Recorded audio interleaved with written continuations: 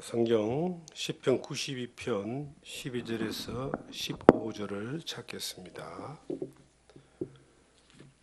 의인은 종려나무같이 번성하며 레바논의 백향목같이 성장하리로다. 이는 여호와의 집에 심겼으며 우리 하나님의 뜰 안에서 번성하리로다. 그는 늙어도 여전히 결실하며 진액이 풍족하고 빛이 청청하니 여호와의 정직하심과 나의 바위 되심과 그에게는 불의가 없음이 선포되리로다. 아멘. 하나님의 뜰 아래서 번성하라는 제목으로 시편 92편 12절에서 15절의 말씀을 통해서 우리에게 주시는 하나님의 은혜를 함께 나누기를 원합니다. 여기에 종려나무라는 단어가 나오고 백향목이라는 단어가 나옵니다. 우리나라에서는 보기 힘든 나무지만 이스라엘 땅에 가면은 흔하게 볼 수 있는 나무입니다. 우리나라에 그 소나무가 전 천지에 가득하고 참나무가 가득하듯이 이스라엘 땅에는 이 종려나무하고 이 백향목이 상록수처럼 늘 가득한 그러한 지형입니다. 그래서 이스라엘을 여행하는 사람들은 이제 이 백향목 종려나무를 올리브나무 이런 거와 함께 늘 충분히 보고 그렇게 온답니다. 그런데 이 종려나무, 특별히 백향목은 아주 작은 씨앗이 떨어져서 나무가 시작되면은 그 몇백 년을 산다는 거예요. 막 1000년 정도 이렇게 사는 나무인데 이 백향목은 몇백 년이 지나도 그 결실이 꽃이 아름답고 결실을 씨앗을 맺고 결실을 맺는다라고 하는 거예요. 그래서 하나님 보실 때의 의인은 이 종려나무 같고 백향목과 같다. 심길 때 아주 작은 것이 심겼다 할지라도 이게 뿌리가 박이면은 늙어도 뭐 몇백 년이 지나도 이 나무가 잎이 청청하고 결실을 하는 것처럼 하나님의 뜰에 심긴 나무. 성경에 13절에 이는 여호와의 집에 심겼으며 우리 하나님의 뜰 안에서 번성하리로다. 하나님의 뜰 안에서 그 심겨져 있는 나무는 어떤 상황과 환경과 형편에서도 말라 죽지 않고 번성한다. 이것이 하나님의 뜰 안에 심겨져 있는 하나님의 백성에 대한 하나님의 약속입니다. 시편 65편 4절에 보시면은 주의 뜰에 살리하신 사람은 복이 있나이다 하는 말씀이 있어요. 주의 뜰에 살리하신 사람은 복이 있나이다. 이 주의 뜰이 하나님의 집을 이야기합니다. 하나님의 집에서 사는 사람들은 복이 있다. 성경의 복 중에 가장 큰 복은 예수 믿고 구원받아 하나님의 자녀가 되는 겁니다. 그런데 하나님의 자녀가 된 사람이 이 땅에 사는 날 동안 어디에서 사느냐 하는 것은 굉장히 중요한 겁니다. 하나님의 뜰에 심겨져 있는 그 사람이 구원받는 복만큼 그 엄청난 복을 이 땅에 평생을 사는 날 동안 받는 거예요.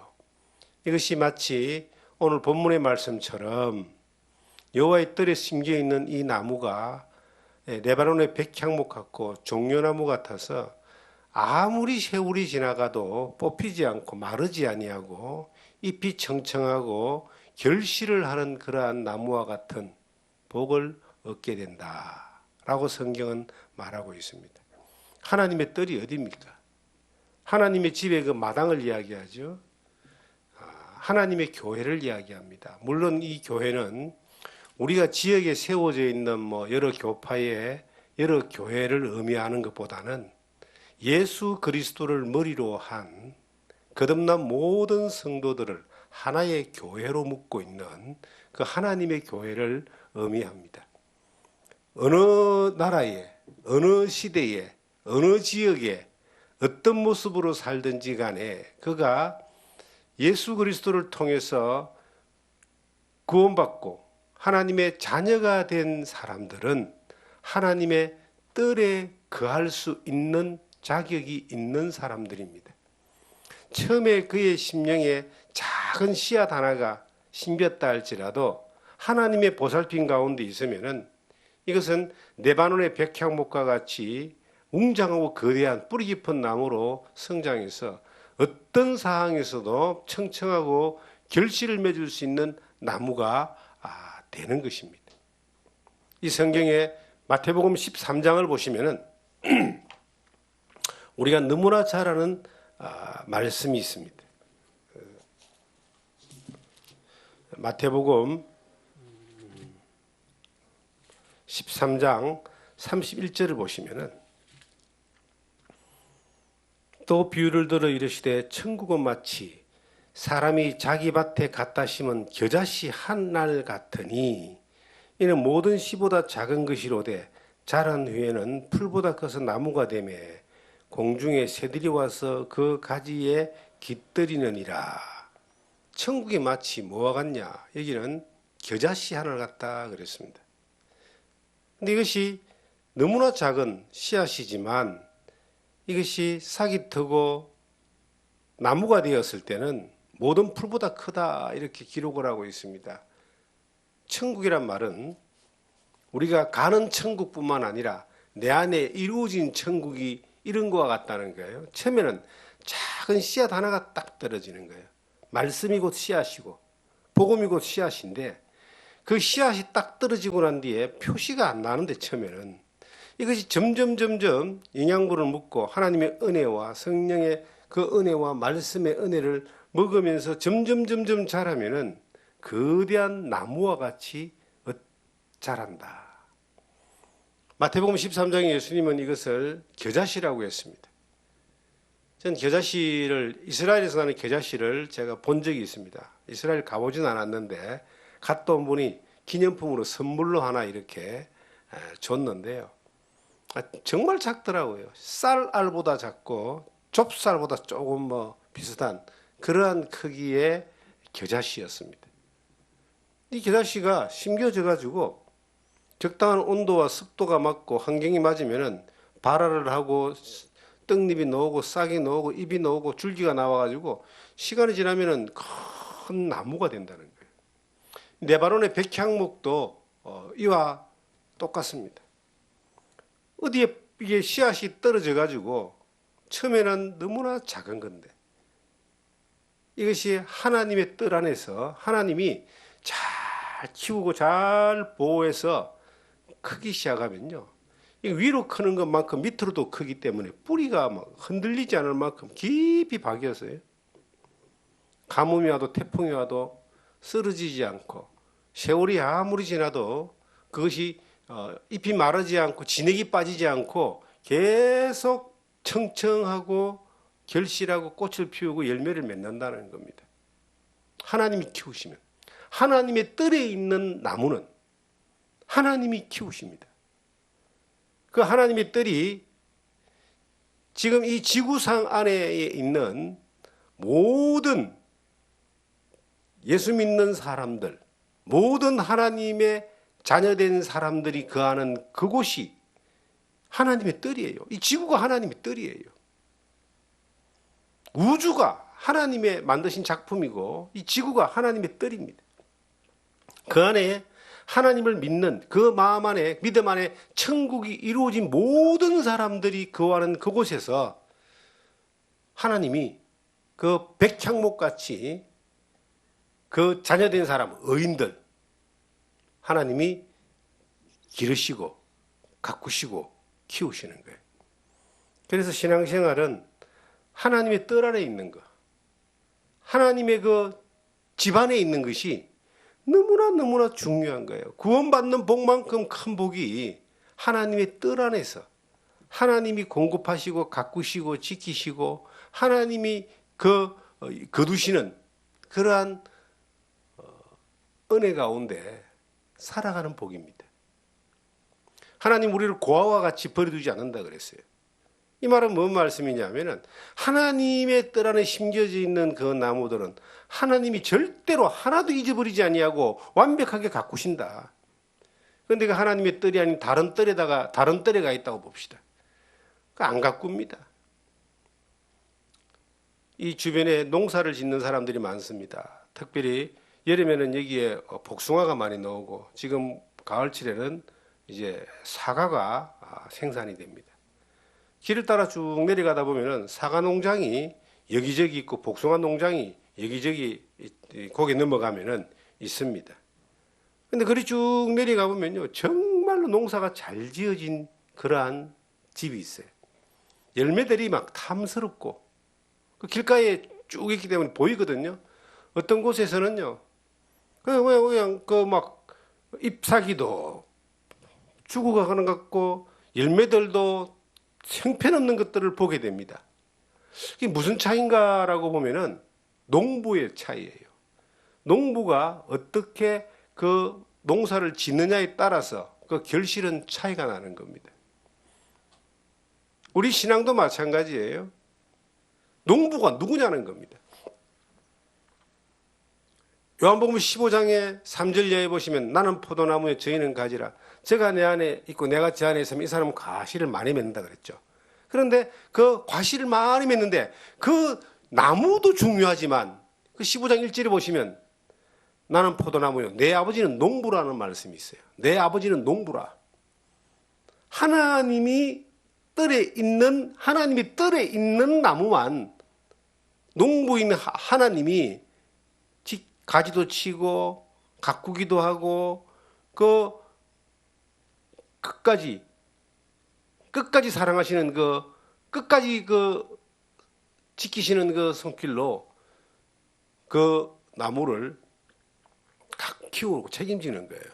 근데 하나님의 뜰이 아닌 다른 집의 것에 다른 데 심겨 있는 것들은 가꿀 수가 없습니다. 자기 마음대로 가꾸는 거예요. 결실을 많이 맺기를 원하는 것은 모든 하나님 믿는 사람들의 소망이자 바람입니다. 그런데 그 결실은 많이 맺고자 한다고 해서 맺어지는 것이 아니라 많이 맺을 수 있는 그 환경이 되는 사람에게 결실이 오는 거예요. 야산에 가도 산에 가도 밤나무가 있습니다. 그리고 밤을 키우는 농장에 가도 밤나무가 있습니다. 그런데 그 밤나무를 결실할 때 가서 보면요, 산에서 나는 밤나무는, 야생 밤나무는 그 밤이 떨어져도 먹을 게 없어요. 벌레가 다 먹어버렸든지 아니면 크기도 자그만합니다. 그런데 전문적으로 밤을 키우는 그 농장에서 떨어지는 밤은요, 그냥 엄청 크잖아요. 탐스럽잖아요. 가꾸기 때문에. 내 아버지가 농부다. 하나님이 가꾸는 그 나무냐, 하나님의 손길 밖에 있는 나무냐라고 하는 것은, 이것은 결실에 대한 그 결과를 보면은 하늘과 땅 차이입니다. 하나님의 가꾸는 그 농장에서 하나님의 뜰에 있는 그 나무는 결실도 좋지만은 끊이지 않습니다. 우리가 어디에 심겨져 있는 나무냐, 주의 뜰에 살게 하신 사람은 복이 있다. 이 성경의 말씀대로 13절에 이는 여호와의 집에 심겼으며 우리 하나님의 뜰 안에서 번성하리로다. 하나님의 뜰 안에 있으면요, 하나님이 공급하시는 은혜, 하나님이 공급하시는 말씀, 하나님이 주시는 그 놀라운 그 생명력을 때에 맞게끔 공급을 받는 거예요. 내가 나무가 스스로 자라가야 되는 그러한 환경이 아니라 하나님이 맞추어서 그 가지치기도 해주고 잡초도 제거해주고 영양분도 공급하고 하나님이 맞추어서 그렇게 주는 그 뜰에 있는 사람은 이 성경의 말씀대로 번성한다. 뜰 안에서 번성한다. 이 번성이라는 말은 계속해서 이 확장을 해나간다는 거죠. 결실이 많은 것은 이것이 다시 씨앗이 되어가지고 또 많은 것들을 또 생산하게 만드는 그러한 일을 번성한다라고 표현하는 겁니다. 저는 신앙생활 믿음 안에서 살아가면서 처음에는 하나님 믿는 믿음 안에서 내가 스스로 뭔가를 열매를 많이 맺어야 되겠다고 생각하고 남들보다 열심히 하고 남들보다 더 열정을 가지고 더 많은 일을 하면은 결실이 더 많아질 거라고 그렇게 생각했습니다. 구원은 내가 받고 하나님은 내 아버지지만 하나님 일은 내가 해야 된다. 내가 하나님께 뭔가를 갖다 어떤 결과를 바쳐야 된다는 생각이 내 안에 그 젊은 시절에 꽉 차 있었습니다. 그런데 가만히 들여다보니까 그것이 하나님의 기뻐하시는 영광이 아니라 내가 뭔가 성과를 내고 내 어떤 목표와 이름을 내고 내가 뭔가 내 스스로의 어떤 거 성취를 하고자 하는 남들보다 조금 더 다른 사람보다 조금 더 나았고 뛰어난 것들로 보이려고 하는 그러한 내가 스스로 하려고 하는 것들이 꽉 차 있었어요. 그렇게 열심히 하니까 남들보다 열심히 하니까 남들보다는 조금 특이한 경험들, 뭐 특이한 조금 나은 결과들, 조금 많은 이력을 만들어낼 수 있었지만은 그 열매는 하나님이 볼 때는 그렇게 만족할 만한 먹을 만한 열매가 아니었습니다. 그것은 내가 열심히 그렇게 하면서 스스로 그냥 나무에 스스로 뭔가 열매를 맺어보려고 애를 쓰고 힘을 쓰고 했던 그러한 것에 대해서 조금 차이는 나지만 별거 아닌 별로 뭐 표시가 안 나는 그러한 것이었습니다. 땅에 떨어져 있는 썩은 밤송이나 나무에 매달려 있는 벌레 먹는 밤송이나 그건 뭔 차이가 얼마나 나겠습니까? 그런 거와 같은 거였어요. 그 열심히 열정을 가지고 살았는데 그것이 하나님의 뜰에서 심겨가지고 농부이신 아버지가 가꾸어서 농부가 원하는 열매를 맺는 그러한 것이 아니고 그냥 아무렇게나 심겨가지고 발부둥을 치고 몸부림을 치면서 뭔가를 만들어내 보려고 했던 그러한 모습이었습니다. 물론 그렇게 했으라도 좋은 성과를 내는 사람들이 있을 겁니다. 세상적으로도 이름을 날리고 또 자기가 하는 일에 대하여 뭔가 많은 일들을 이룰 수 있는 사람들이 또 있었겠죠. 그런데 너무나 감사하게도 저는 그런 일로 인하여 성과를 내도록 하나님이 하시지 않고 고생만 실컷 하도록 하나님이 만들어 주셨어요.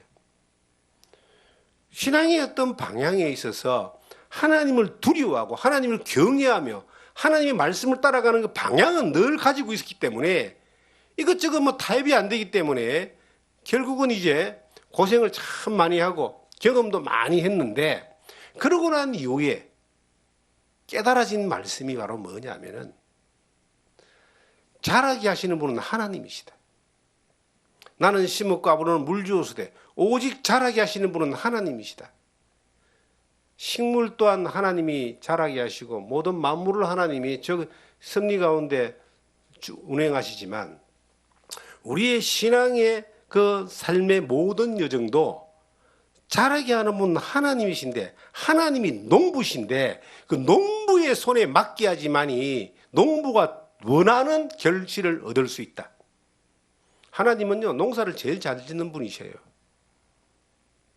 이 땅의 모든 것도 하나님의 섭리대로 움직이지만 우리 인생에 우리 믿음에 우리 자신의 삶에 있어서 우리를 하나님이 자라게 하셔서 결실을 맺게 하는 것도 하나님이 제일 잘하셔요. 그런데 하나님의 방법대로만 가야지만이 결실을 하는 거예요. 하나님 방법이 아닌 내 몸부림과 내 열정과 내 생각으로 하지만 그것은 도리어 하나님의 일을 방해할 수도 있고 혹은 아무런 하나님과 상관없는 그러한 결과로 가져올 수가 있습니다. 이 땅에 많은 것들을 이루고 만들었다 할지라도 하나님 볼 때 아무것도 아닐 수도 있어요. 마치 모래 위에 쌓은 집과 같이 한 방에 무너져가지고 흔적도 없이 흔적은커녕 쓰레기만 가득한 그러한 결과를 가져올 수도 있는 겁니다. 그래서 우리가 하나님의 뜰에 심겨 있고 그리고 하나님의 농부라는 그 사실 아래서 그냥 그분이 가꾸시는 그대로 머물러만 있으면 그 뜰에 있는 사람은 복이 있다. 하나님의 뜰에 있는 사람은 번성하게 되어 있습니다. 이 번성은 농부가 이득을 보는 거죠. 이 레바논의 백향목이 크고 결실해가지고 많은 씨앗을 흩뿌려가지고 주변에 이제 많은 새싹들이 나온다 봅시다. 그러면 그게 나무의 영광이 아니고 그 뜰의 주인의 영광입니다. 농사가 잘 되면은 나무의 영광이 아니라 주인이 영광을 받잖아요. 주인이 다 그 결실을 취해가지고 이득을 보잖아요. 우리의 인생은 하나님의 뜰에 심겨 있는 이 의인의 인생은 하나님의 영광을 위하여 우리가 살아가는 거예요. 그런데 이것이 언제까지냐? 하나님이 결실케 하는 그 놀라운 농사가 언제까지냐? 우리가 이 땅에서 숨을 멎는 그 순간까지 가야 되고 그 이후에 영원까지 그것은 이어지게 되어 있습니다. 이때 14절에 보시면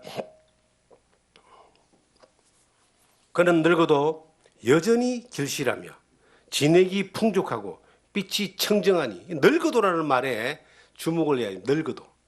사람은 반드시 늙습니다. 그리고 어느 날 직장에서도 은퇴할 나이가 되면 은퇴를 해야 됩니다. 제 친구들이 지금 거의 대부분 다 은퇴했습니다. 공무원도 은퇴하고 직장에 다니는 사람도 은퇴하고 대기업 다니는 사람도 은퇴를 했어요. 60세, 만 60세가 딱 되면은 바로 은퇴를 해야, 법적으로 은퇴를 해야 됩니다. 이제 목회자들은 70세까지 이제 목회를 합니다.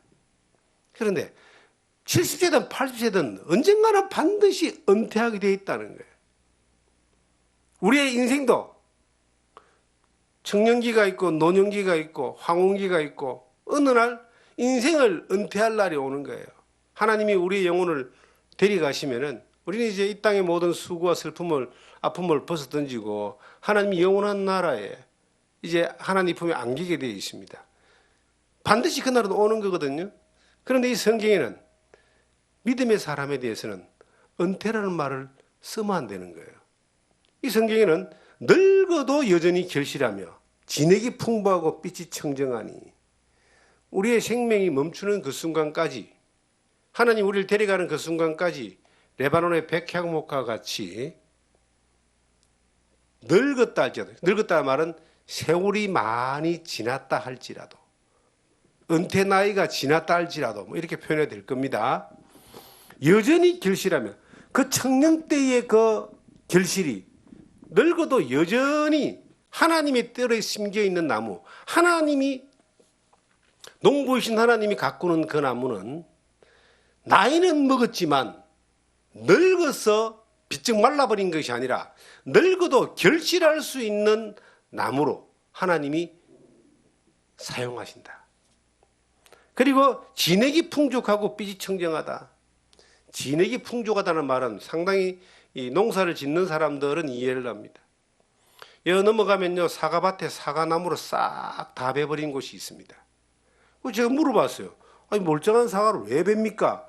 아, 예, 이게 지금 7년이 지나가지고, 결실한 지 7년이 지나가지고 이걸 베내야 됩니다. 그리고 다른 것을, 자, 이제 다른 새로운 것을 심었다는 거, 옆에다가 심는다는 거예요.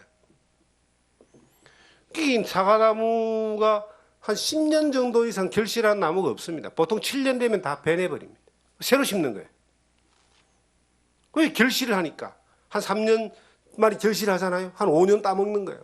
그러면 사과가 나무에 진액이 가득하니까 결실이 막 가득한 겁니다. 우리가 봄 되면은 온천지에 그 벚꽃나무잖아요. 벚꽃나무가 엄청나게 많은데 유명한 데가 진해입니다. 진해 벚꽃나무가 한 40년, 50년 됐잖아요. 벚꽃나무는 50년이 지나면은 거의 나무 자체가 썩어버린답니다. 50년. 진액이 이제 말라버리니까 나무가 자동적으로 벌레가 먹고 썩잖아요.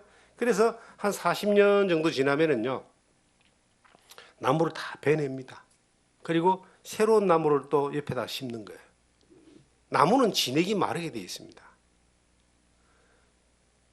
그런데 레바논의 백향목은 성경에 보니까 진액이 풍족하며, 하나님이 가꾸시는 그 뜰에 있는 나무는 진액이 풍족한 거예요.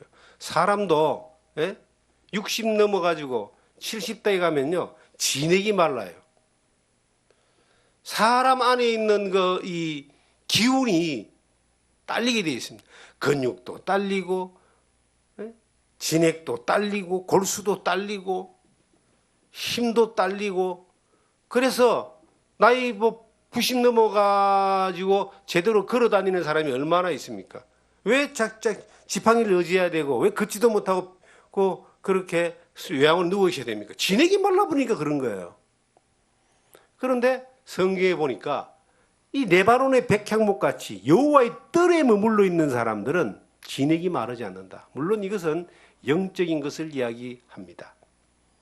하나님의 말씀이 계속 공급되어지고, 하나님의 은혜가 계속 공급되어지고, 십자가의 보혈의 그 첫사랑이 늘 새로워지는 사람이 어떻게 진액이 마를 수가 있습니까?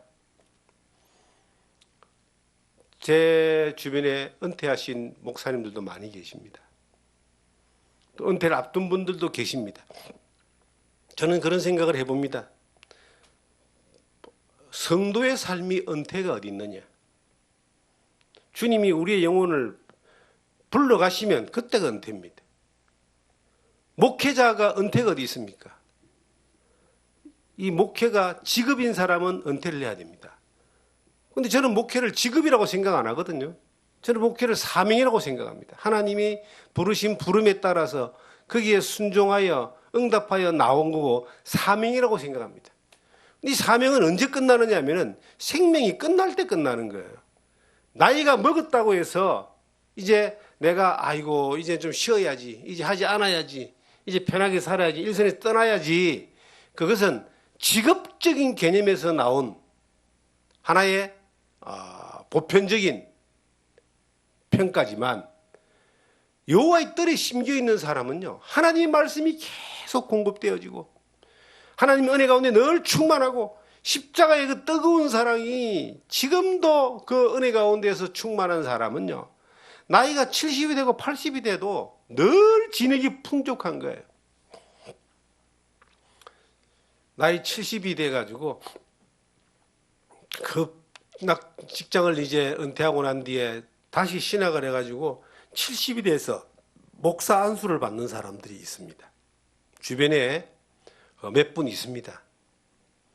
뭐 공기업에 다니다가 은퇴하시고, 또 뭐 사업하다가 은퇴하시고, 그 평생에 자기 소망이 이제 뭐 선교를 하고 싶었는데 목사 안수를 받아서 선교사로 가고 싶다고 그렇게 70에 안수를 받는 분들이 계셔요. 이제 일반적인 생각으로 저는 그 속에 안 들어가 봐서 모르겠지만, 그 안에 하나님의 말씀에 대한 열정과 십자가에 대한 사랑에 대한 뜨거운 마음과 또 하나님의 성령의 인도하심이 가득 계속 그를 충만케 하시면 70이 넘어도 그 영혼을 사랑하는 열정과 삶을 던지는 그런 열정들이 있는 건 당연한 거예요. 그게 사명의 입장에서 볼 때는 충분히 이해하고 또한 밀어주고 싶어요. 그런데 그것이 사명의 입장이 아니라 새로운 하나의 직업을 하나 더 얻는다는 쪽으로 그렇게 간다면은 이거는 좀 힘들지 않을까 하는 생각은 저는 개인적으로 해봅니다. 제 주변에 이제 75세 되신 그런 80 넘으신 우리 선배 목사님들이 계셔요. 그런데 그런 분들 가운데서 이제 여러 부류가 있습니다. 첫째 부류는 그냥 이제 사모님하고 더불어서 연금 받고 이제 집 하나 이렇게 은퇴할 때 장만한 거 가지고 편안하게 시골에서 편안하게 사는 겁니다. 노후를 편안하게 지내는 겁니다. 그런 분들 여러분 계십니다. 이 두 번째 부류가 있어요. 두 번째 부류. 두 번째 부류는 뭐냐면은 자기가 해왔던 이 일들이 아직까지 내가 70이 넘어도 정정한데, 75세가 넘어도 아직까지도 뭐 정정한데, 나는 이거 이제 이거 제가 그냥 일선으로 물러가서 뒷방 늙은이로 있는 것은 안 맞다 싶어서 나름 또 목회 연장선상에 계신 분들이 계십니다. 그런 분들이 모여가지고 은퇴자 교회가 있습니다. 원주만 해도 제가 아는 데만 3군데입니다. 은퇴하신 목사님들이 모여가지고 이제 예배를 드리는 거예요. 은퇴하신 목사님들이 이제 자기가 섬기던 교회나 아니면 다른 교회 가서 그 신앙생활하기가 쉽지가 않습니다. 여러 가지로 불편한 부분이 있어요. 그래서 그분들이 모여가지고 이렇게 목회하십니다. 그 현상을 이제 유지하면서 그냥 가는 거예요. 세 번째 부류가 있어요. 세 번째 부류가 몇 분 제가 지금 주변에 알고 계신 분들이 계신데 여전히 영혼을 사랑하는 열정을 가지고 그 몸은 이렇게 조금 이렇게 둔하고 하지만 뭔가를 막 하시는 분이 계셔요. 선교를 하고 장애인들을 불러다가 그냥 찾아가서 예배를 드리고 나이에 비해서는 참 저기 힘들 텐데 하는 생각이 들 정도로 하시는 분이 계세요. 어떤 분은요, 그 선교를 위해서 자기 재산을 다 팔아가지고 그 선교지에 가가지고 그곳에서 정말 인생을 내가 여기서 묻겠다. 라오스 이런 데 가가지고 말입니다. 태국 이런 데 그냥 이름만 있는 선교가 아니라 그 미종족 지역들, 미전도 지역들 그 산골짜기에 있는 그런 곳에 가서 뼈를 묻겠다는 마음으로 70이 넘고 80 다 되는 분들이 그렇게 막 사는 분들이 계셔요. 가까이에 이제 계신 분이 80 다 되신 이제 다 돼가는 목사님 한 분 계신데 자기가 가진 재산이나 모든 것을 정말 하나님의 영광을 위해 쓰겠다 그러면서 지금도 막 선교하러 다니고 어려운 교회 찾아가서 도와주고 건해주고 건면하고 막 섬기고 그래서 저는 그런 생각을 해보는 거예요. 야, 내가 저 나이가 돼서 저 열정이 나올 수 있을까? 그런 생각을 해보는 겁니다. 아파서 늘 뭐 아프니까 뭐 뼈가 아프면 병원 가고 어디가 병원 가고 하면서도 이게 열정이 식지 않는 거예요. 그래서 입에서 나오는 말이 달라요. 그들은 말이 그냥 진짜 전쟁터에 이 장군 같은 그런 말들을 하는 거예요. 그들을 바라보면서 육신이 겉사람 후피하나 우리의 속사람 날로 새롭다는 말씀이 있잖아요. 고린도후서 4장에 우리의 겉사람은 이 자연의 법칙 가운데 점점 낡아지지만 속사람은 하나님의 말씀이 계속 공급되어지고 하나님의 은혜가 계속 공급되어지고 십자가의 사랑이 늘 내 안에 첫사랑 이것이 늘 살아 움직이면은 이것은요 바깥으로 나갈 수밖에 없어요. 우리가 감기 걸렸을 때 감기약 딱 먹으면 대부분 낫잖아요. 뭔가 들어오면은 효과가 약이 나타나잖아요. 신약과 구약이 하나님의 은혜의 약이 내 안에 계속 들어오면은 이것은 환경을 초월해 버립니다. 그래서 저는 그런 마음이 들어지는 거예요. 평생 언제 주님이 나를 부르실지 모르지만 평생 이렇게 여호와의 뜰에서 복을 누리는 삶을 살고 있는데 앞으로 더 늙었어. 앞으로 언제까지 살지 모르지만 더 늙었어. 그때도 하나님이 그 레바논의 백향목과 같이 여기서 말한 대로 여전히 결실하며 여전히 하나님이 일을 맡겨주셔서 영혼들을 살리고 하나님의 은혜의 말씀을 공급하고 위로하고 치유하고 회복시키는 그러한 일을 이 땅에서 생명이 멎는 그 순간까지 현역으로 그렇게 레바논의 백향목과 같이 여호와의 뜰에 심겨 있는 그러한 나무처럼 그렇게 결실하며 진액이 마르지 않는 진액이 안 마를 수 있는 방법은 하나밖에 없습니다. 농부 되신 하나님이 계속 공급해 줘야 돼요. 농사를 잘 짓는 사람들은요 때에 맞춰서 필요한 거름을 주고 비료를 줍니다. 요즘은 그 비료 거름 나쁜 게 아니에요. 다 친환경이에요. 그 나무가 든든하면요 뭐 병균도 다 이겨버려요. 그래서 농사를 정말로 잘 짓는 사람들은 결실이 없을 때 나무가 배짝 말랐을 때 그때도 거름을 주고 때에 맞게끔 그 필요한 영양분을 공급하더라니까요. 하나님은 농부 중에 최고의 농부입니다. 우리에게 필요한 영양분을 때에 맞게끔 계속 공급해 주십니다. 그러면 진액이 안 마르는 거예요. 우리가 생명이 심장이 멎는 그 순간까지 하나님의 은혜의 진액을 계속 공급받으면 마르지 않는다.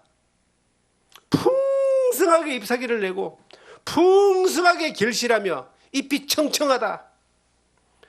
우리나라 사람들은 소나무를 좋아합니다. 상록수기 때문에. 그런데 사시사철 이렇게 푸른빛을 내는 게 지금 우리 주변에 지금 이 동산 주변에 가득하잖아요.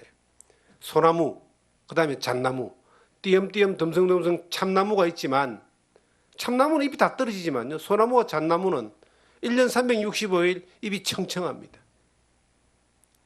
우리의 신앙이 그런 상록수와 같이 1년 365일 평생 레바논의 백향목과 같이 잎이 청청한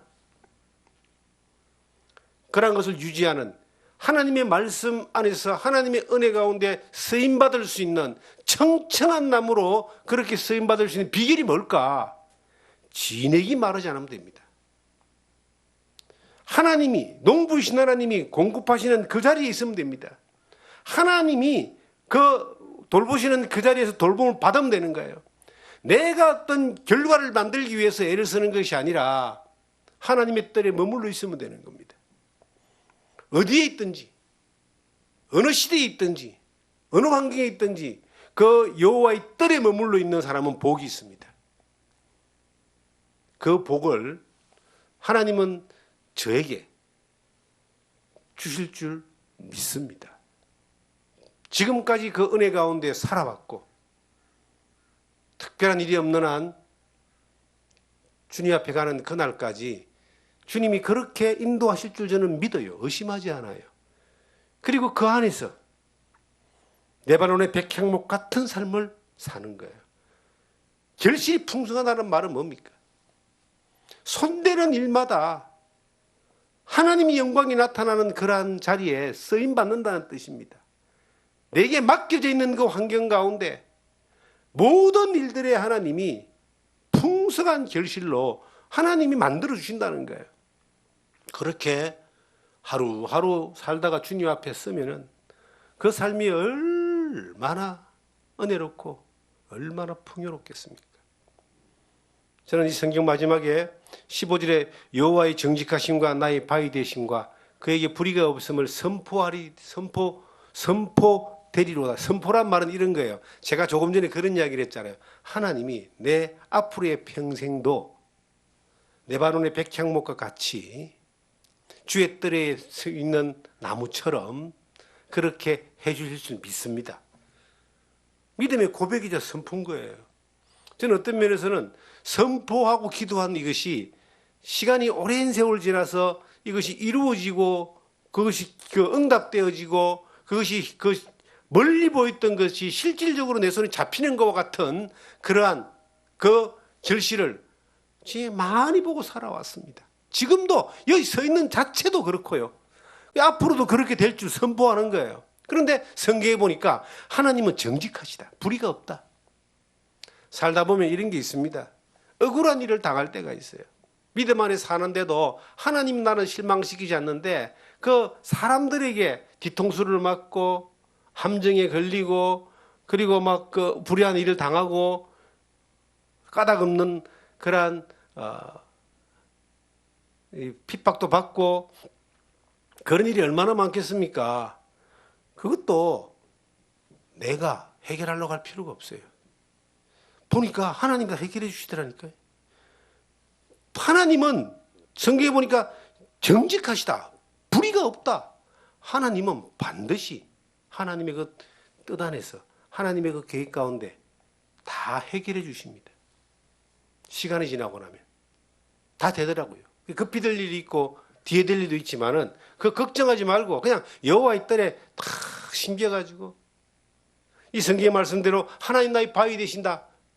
아유, 하나님만이 나를 책임지고 나를 지키시고 나를 보호하시고 나를 인도하시니까 누가 나를 건들겠냐?